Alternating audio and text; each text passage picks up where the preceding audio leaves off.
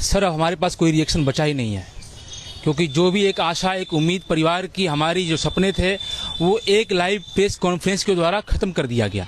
Sir मैं बताना चाहूँगा कि हम लोग भारतीय वायुसेना के 2020 के वैकेंसी, जिसमें हम लोग की नवंबर 2020 में एग्ज़ाम हुआ, हम लोग स्टार इनटेक XY ग्रुप के एग्ज़ाम को पास किए, उतनी कड़ी फिजिकल टेस्ट को पास किए, और यह वही ग्राउंड गांधी मैदान है जहां हम लोग 5-5 राउंड इसका दौड़ा करते थे। फिजिकल कंप्लीट करने के बाद हम लोग की मेडिकल प्रक्रिया हुई। मेडिकल प्रक्रिया में हम लोगों ने ग्रीन कार्ड पाया, यानी कि हम लोग सफल हुए। ग्रीन कार्ड के बाद हम लोग का जो है मेरिट लिस्ट जारी किया, जिसको PSL बोलते हैं एयरफोर्स की भाषा में। उसमें हमारी 1357 रैंक है, मेरे दोस्तों की 200 रैंक है। हम लोगों ने सब प्रक्रिया हासिल कर ली थी, लेकिन जिस प्रकार से हमें वेबसाइट के माध्यम से CASB, वो क्या है कि एयरफोर्स की सिलेक्शन की बोर्ड है, उसने कहा कि आप लोग वेट कीजिए, ड्यू टू एडमिनिस्ट्रेटिव रीजन आपका इनरोलमेंट लिस्ट डिले कर दिया गया है। सर हम लोगों ने सब्र के साथ, संयम के साथ, हम और हमारे परिवार के लोग, हमारे पिताजी रोज़ फ़ोन किया करते थे कि आखिर हम लोग की प्रक्रिया में देर क्यों है। लेकिन अफसरों ने कहा, उस CASB बोर्ड के अधिकारियों ने कहा कि कोरोना के चलते और प्रशासनिक कारणों के चलते आप लोग सब्र रखें, आप लोग की भर्ती प्रक्रिया जल्द ही सुनिश्चित कर ली जाएगी। लेकिन सर 1 साल बीत जाने के बाद हम सभी लोगों ने जब देखा कि सब्र का बांध टूट रहा है, हम लोग की आकांक्षाएं और सपने टूट रहे हैं, तो हम लोगों ने जंतर मंतर दिल्ली पे घेराव करने का और शांतिपूर्वक ढंग से प्रदर्शन करने का काम किया। उस मीटिंग में राजनाथ सिंह, देश के माननीय रक्षा मंत्री भी आए थे। उन्होंने हमें ये वचन दिया, हम लोगों से वादा किया कि आप लोगों की भर्ती प्रक्रिया जो बची हुई है, जो ज्वाइनिंग लेटर देने वाले हैं, वो जल्द ही पूरी कर ली जाएगी। लेकिन सर 2 दिन पहले तीनों सेना के प्रमुखों ने और माननीय रक्षा मंत्री ने क्या कहा कि अब भारतीय वायुसेना या भारत की तीनों सेनाओं में भर्ती प्रक्रिया को अग्निपथ स्कीम के द्वारा अग्निवीर के तहत लिया जाएगा। सर हमारी क्या गलती थी, बता दो हमें, हमारी क्या गलती थी सर? हमने तो फ्रेश इनरोलमेंट, फ्रेश काम किया था, हमारी वैकेंसी में तो बस ज्वाइनिंग ही बाकी था सर। और ख़ास बात तो यह है सर कि हम गरीब माता पिता और किसान मजदूर के बेटे हैं सर। हम लोगों ने वो सब प्रक्रिया हासिल करने के बाद हमारे माता पिताओं के घरों में, हमारे घरों में लोगों ने खुशी का उत्सव मनाया, हमने मिठाइयाँ भी बांटा। लेकिन आज 3 दिन बीतने के बाद आज का बस 2 मिनट पहले की प्रेस कॉन्फ्रेंस यह स्पष्ट कर दिया है। BR चौधरी, अनिल पुरी, इन तमाम लोगों से प्रेस कॉन्फ्रेंस में अभी बात किया गया, तो ये लोगों ने बोला कि अब जो भर्ती प्रक्रिया होगी वो केवल अग्निपथ स्कीम से ही होगी।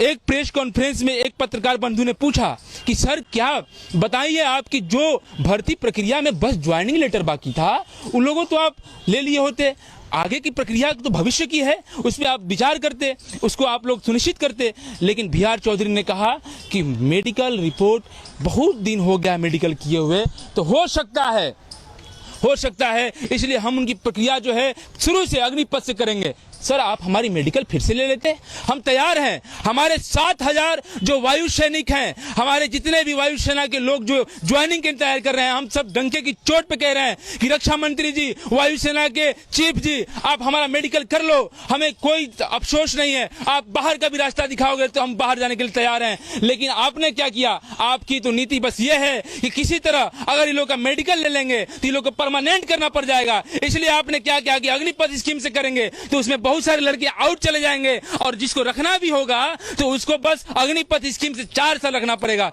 अरे सर हम गरीब के बेटे हैं सर, ठेला खींचने वाले और मजदूर के बेटे हैं सर, ऐसा अन्याय हमारे साथ मत करिए सर। और एक बात बताना चाहते हैं, तुम लाख गिनाओ अपने फायदे अग्निपथ और अग्निवीर की योजना की, लेकिन मैं एक बात बताना चाहता हूं कि कभी कब्र पे हवेली नहीं बनती है, कभी कब्र पे कभी आपका बंगला नहीं बन सकता है। और अगर तुम उस बंगले, उस 7000 बेटों का, उन दर्दों का अगर तुम कब्र बना के अग्निपथ स्कीम भी लागू करोगे तो हमारी मां रोएगी। और कल का न्यूज देख लो सर आप, कल के न्यूज में मोदी जी की माता जी का बर्थडे था। मैं सम्मान के साथ कहता हूं कि मोदी जी ने कहा कि मां एक शब्द नहीं है, लेकिन सर कल मेरी मां ने रोया है, कल मेरी मां ने फूट के कहा है कि बेटा तुम्हारे लिए तो मेरे अंदर बहुत सपना था कि तुम नौकरी पा जाओगे तो गरीबी दूर हो जाएगा। मैं मोदी से पूछना चाहता हूं, मोदी जी आपकी मां एक मां नहीं है, हमारी भी मां है। उन 7000 माताओं का क्या, जिनके आंखों में आंसू था, उनके शब्दों में दर्द था, उनके उनकी बातें सर दबी हुई थी। सर हमारी माता के बारे में ध्यान दे दो। हमारे हमारे हमारे जो थल सेना, रक्षा सेना और जल सेना के जितने अधिकारी हैं, हम उनसे कहना चाहते हैं कि सर 2 मिनट की प्रेस कॉन्फ्रेंस में हमारा दर्द मत भुलाओ सर। हमारे इस आंसू को तुम खून के आंसू की तरह समझो, क्योंकि ये आंसू ही सिर्फ नहीं है। और सर ये जो हमारा हाथ था, वो हाथ तिरंगे झंडे को सैल्यूट करने के लिए पैदा हुए थे, मां भारती के लिए पैदा हुए थे कि हम जब जाएंगे सेना में तो एक सम्मान की जिंदगी जिएंगे। लेकिन किस प्रकार से आज ये कहा गया है कि 4 साल भर्ती के बाद आपको कॉर्पोरेट सेक्टर में लोन दिया जाएगा। हमको तुम लोन दोगे? हम पैसा के लिए आए थे यहाँ। और खास बात बता दूं सर कि जब एक एयरफोर्स, एक सिपाही आर्मी और किसी मिलिट्री के सैनिक की भर्ती होती है तो उसकी सैलरी 40,000 प्रति महीना होती है। उसमें उसको मेडिकल फैसिलिटी हर एक दिया जाता है अलग से। लेकिन अब ये स्कीम जो है वो 21,000 महीना देगी और हमारे पैसे को काट कर ये लोग बोल रहा है कि आप लोग को तो 12 लाख रुपया एक मुश्त दिया जाएगा। अरे किसको मूर्ख बना रहे हो सर? हम भी विद्यार्थी हैं, हम जानते हैं क्या मूर्ख बना रहे हो। छलने का काम मत करो। इतना भी गरीब है, लेकिन हमारे माता पिता ने उस गरीबी में भी हमें पढ़ने का हमेशा अधिकार दिया है। हम हार नहीं मान सकते हैं, हम कोर्ट तक भी जाएंगे। हम मानते हैं हम गरीब हैं, लेकिन हम इस लोकतंत्र को भरोसा करते हैं और लोकतंत्र में हम लोग जाएंगे और हमने कोर्ट का दरवाजा भी खटखटाएंगे। वो अलग बात है कि हम सफल होना हो, लेकिन अपनी उस माँ के आंसू को, अपने पिता के दर्द को कभी हम लोग हार नहीं मानने देंगे, चाहे इसके लिए हमारी जान क्यों नहीं चली जाए। और एक बात मोदी जी स्पष्ट कह देना चाहते हैं, एक बात कान खोल के सुन लीजिए बड़े सम्मान के साथ, कि हम कभी अडानी और अंबानी की उनके फैक्ट्री में जय हिंद नहीं कहने वाले हैं जो आप सोच रहे हैं। और 55 साल नौकरी करने के बाद सेना में आप उनको नौकरी क्या देते हो?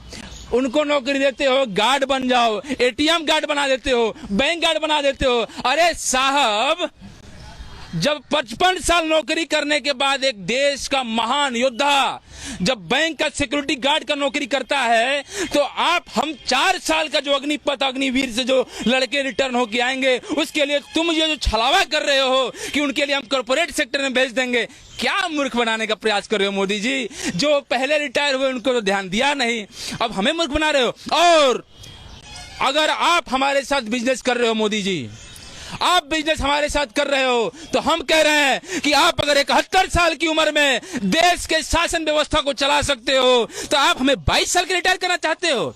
अरे हमारे शरीर में अभी भी वो युवा जोश है, वो लहर है, और ये बिहार की धरती है। और मैं संपूर्ण भारत के लोगों से कहना चाहता हूं कि बिहार और पूरे भारत के हिंदू मुसलमान मेरे भाइयों, एक बात कहना चाहता हूं कि आज देश की सेना पे जो चोट किया गया है, आज आप लोग, मैं विनम्र निवेदन करता हूं कि आज आप लोग साथ हो जाइए। अगर आज साथ आप लोग नहीं हुए तो आप लोग की आने वाली नस्लें पूछेंगी कि पिताजी जब देश की सेनाओं को प्राइवेट किया जा रहा था, जब देश के नौजवानों के साथ छला जा रहा था, तो आप लोग खड़े क्यों नहीं हुए? अरे हिंदू मुसलमान करके देश का बहुत सारी सरकारी संस्थाएं बेच दिया गया, हमारी क्या गलती थी सर? इसलिए मेरी बातों को आप लोग एक तो संदेश भी समझो, और हम एक बात कहना चाहते हैं कि हमारी भर्ती कर दो। इसके लिए हमें बर्बाद न करो साहब। हमारी क्या गलती थी? तुम स्कीम लाओ, वो भविष्य की बातें हैं, लेकिन 7,000 लोगों की कब्र को मत खोदो।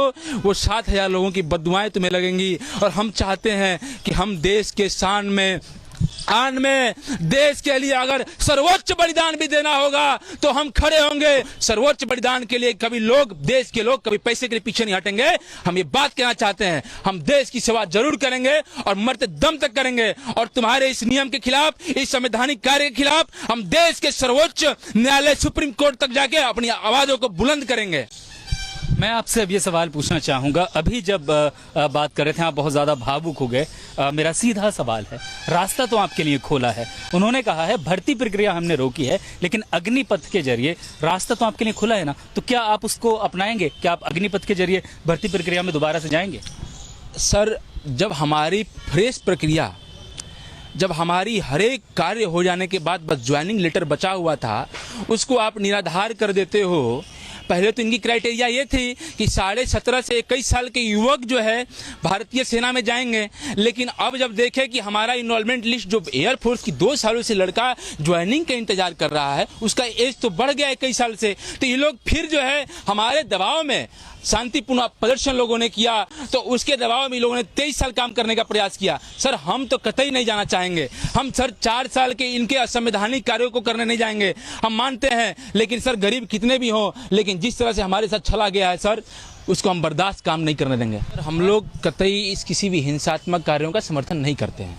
हम लोग ये चाहते हैं कि कब सभी भी लोग जितने भी एयरफोर्स, नेवी और आर्मी के कैंडिडेट्स हैं वो शांतिपूर्ण ढंग से एक तरह संवैधानिक रास्ता अपना के एक नया रास्ता को हम लोग आगे बढ़ाने का प्रयास करेंगे। हिंसात्मक रेलवे से किसी भी सरकारी संपत्ति का कोई विध्वंस करता है उसकी हम लोग कड़ी निंदा भी करते हैं। और ख़ास बात और बता दें कि जितने भी हमारे जो बच्चे हमारे साथ जो बिहार के लड़के हैं, एयरफोर्स के हैं, जितने भी हमारे भाई हैं, कभी किसी सरकारी संपत्ति को हमने नुकसान नहीं पहुँचाया है। जो आपने सवाल पूछा कि आप रेगुलर भर्ती पे जाना चाहते थे, अब अग्निपथ स्कीम आई है तो उसमें भी चले जाते, तो मैं आपसे भी एक बात पूछना चाहता हूं सर कि इस देश के रक्षा मंत्री जी से जो ये बोल रहे हैं कि देश का बहुत सारा पेंशन का पैसा जो पेंशन में लग रहा है उसको हटा देते हैं तो देश की आर्मी को मॉडर्नाइज और मिलिट्री को मॉडर्नाइज करने का फैसला, ये कदम सराहनीय होगा। सर आप इस देश के रक्षा मंत्री हैं, हम पूरे ईमानदारी के साथ और प्रैक्टिकल बात बोलते हैं।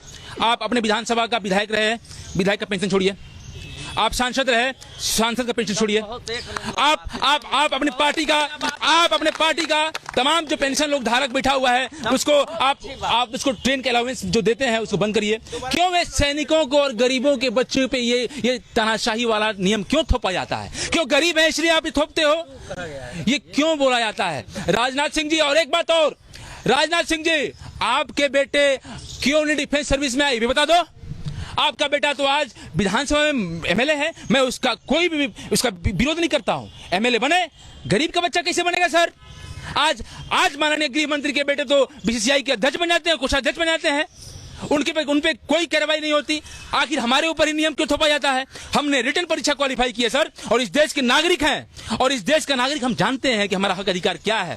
और 4 साल जो आप अग्निपथ स्कीम ला रहे हो उसके बाद 4 साल के बाद तो बता दो कि क्या करने वाले हो हमारे साथ। ये हमारे भाई, हम इनके बेटे हैं सर, जो पानी बेचता है इस गांधी मैदान में, जो टॉफी बेचता है, जो पानी बेचता है, चाय बेचता है। और एक बात और सर, हमको आज शक हो रहा है मोदी जी पे। मोदी जी एक बात बता दीजिए हमको आज कि आप कैसे कहते हो कि हम बचपन में चाय बेचा करते थे? अगर आप चाय बेचा किया होते, चाय बेचा करते तो आपको गरीबों का दर्द मालूम हुआ होता। आप बताइए कि आप चाय कहां बेचा करते? सर हम नहीं बोलना चाहते इस बात को, हम ये बात को नहीं बोलना चाह रहे थे, लेकिन बोलता हूं, गरीब जानता है कि गरीब के घर में क्या दिक्कत है। हमारी बहनें हैं, 12 लाख रुपया सर क्या होता है? उनकी शादी करनी होगी तो हम कैसे करेंगे? हमारे पिताजी बीमार पड़ेंगे तो उनके लिए क्या व्यवस्था करेंगे? और मोदी जी आप बताओ कि आप चाय कहां बेचा करते थे? मैं उस पॉलिटिकल गेम में नहीं फंसना चाहता हूं, लेकिन आपका मैं अच्छे से जवाब दे दिया कि अगर ये नेताओं के साथ पेंशन व्यवस्था लागू होती है, अगर इन नेताओं को 71 साल में कुर्सी और विधानसभा लोकसभा लड़ने का अधिकार है, तो इस देश के नौजवान जो कि 18 साल में भर्ती होते हैं उनको 22 साल की और परिश्रम करने के बाद तुम उनको निकालने का प्रयास क्यों करते हो ये बता दो। आप करोड़ों रुपया कॉर्पोरेट सेक्टर का तो माफ कर देते हो, लेकिन गरीबों का क्या होगा? हम मजदूर किसानों का क्या होगा? लेकिन एक सवाल ये भी है कि दुनिया भर में सेनाएं मॉडर्नाइज हो रही हैं, अब उस संख्या में जवान नहीं चाहिए, मॉडर्न मशीनरी ने, मॉडर्न हथियारों ने उसकी जगह ले ली है। तो अगर सरकार खर्च कम करने के लिए सैनिकों की संख्या को कम कर रही है तो कैसे करे? आपके पास कोई रास्ता है? बता रहे हैं सर, आप यहाँ पे एक बात कहना चाहते हैं कि कुछ चुनिंदे देशों में जो है ये टूर ऑफ ड्यूटी लागू है। आप ये बात कहना चाहते हैं, कहीं ना कहीं आपके सवाल से ये तो स्पष्ट हो गया है कि आप कह रहे हैं कि टूर ऑफ ड्यूटी लागू है तो भारत में भी टूर ऑफ ड्यूटी लागू होना चाहिए कि नहीं होना चाहिए। और एक बात मैं बता दूं कि जो आप इजराइल और बाकी जो देश हैं जिनके बारे में आप चर्चा करना चाहते हैं सर, वो बहुत लिटरेट देश हैं, उनकी जनसंख्या भी बहुत कम है। और आपको बता दें कि आपकी देश की लिटरेसी रेट कितनी है। आप जाओ गाँव में, आप जाओ उस खेत खलिहानों में जहाँ बच्चा 4 बजे सर निकलता है घर से, और घर से निकलने के बाद दौड़ता है, पसीने से लुप्त होकर घर पे आके बेचारा गिर जाता है, पापा मजदूरी करके फल बेच के सब्जी बेच के आता है घर पे, तो घर का खर्चा निकलता है। उस बच्चे के बारे में कौन ध्यान देगा? गरीब सेना में नहीं जाएगा तो कौन जाएगा? अंबानी का बेटा जाएगा क्या सेना में? लेकिन जो ये सरकार का तर्क है कि हम बच्चे को उसके जीवन के उस दौर में जब उसे सबसे ज्यादा अनुशासन की ज़रूरत होती है हम उसे अनुशासित करेंगे, मिलिट्री सर्विस में मौका देंगे और उसके बाद एक मुश्त पैसा भी देंगे, तो बहुत से ऐसे बच्चे जो आज खाली बैठे हैं घरों में, बेरोजगार बैठे हैं, जो बहुत हाई एजुकेशन नहीं ले पाए हैं, क्या उनके लिए ये अग्निपथ बहुत अच्छा सम्मानजनक तरीके से एक रोजगार पाने का या देश की सेवा करने का मौका नहीं होगा? बहुत बहुत आपका ये जो सवाल है बहुत कीमती है और उस कीमती सवाल का जवाब भी हम कीमती से देना चाहेंगे। आप तब ये भी बता दो कि जब आप अग्निपथ स्कीम के बारे में इतना बढ़ा चढ़ा के बोल रहे हो तो आप क्यों कब्र खोने हमारी? आप 7,000 बच्चों का क्यों बर्बाद जिंदगी किया? क्या हम लोग युवा नहीं थे? जब हम मेडिकल पास किए तो हम लोग की उम्र केवल 18 साल थी। जब हम लोग की उम्र 18 साल थी तो अगर हम लोग भी सेना में जाते तो कोई हमारी सेना युवा होती? तो आखिर हमारी जिंदगी को बर्बाद करके आप ये दलील देते हो कि सेना मॉडर्नाइज हो गई, तो हमारी क्या गलती थी उसमें सर? आखिर ये दलील भी पेश करो कि आखिर हम लोग का कब्र क्यों खोना आपने? इसके बाद आप अग्निपथ और अग्निवीर की स्कीम के बारे में बात करते हैं। हम लोग की जो कहा गया है कि अग्निवीर में फिर से न्यू रिक्रूटमेंट होगी, फिर से फेज 1 की परीक्षाएं होंगी, जो प्रक्रियाएं फिर से करना पड़ेगा सर, उसकी हम लोग प्रक्रिया में फिर शामिल नहीं होना चाहते हैं। अगर ये अग्निपथ और अग्निवीर में करेंगे तो यानी आपको 4 साल की नौकरी मिलेगी तो आप करने को तैयार हैं? एकदम सर बोल रहे हैं कि आप एक बात बताइए कि जिसके पास कपड़ा नहीं है पहनने को, जिसके पास 2 वक्त की रोटी नहीं है खाने को, सर हम देखिए बाध्य हैं। आप फिर से रिपीट करना चाहते हैं इस बात को? हम ही नहीं, अगर इस नौकरी को हम छोड़ भी देते हैं तो बहुत सारे इस देश के गरीब के बच्चे जाएंगे।